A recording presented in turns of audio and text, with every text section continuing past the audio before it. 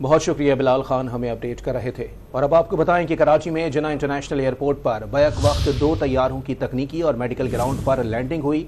जराये के मुताबिक मस्कत से इस्लामाबाद जाने वाली ओमान एयर के तैयारे ने मेडिकल इमरजेंसी के बायस लैंडिंग की।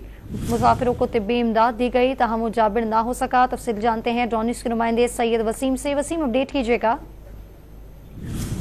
बिल्कुल, लेकिन कराची के जिन्ना टर्मिनल एयरपोर्ट पर बैक वक्त 2 तैयारों की तकनीकी और मेडिकल ग्राउंड पर लैंडिंग हुई है।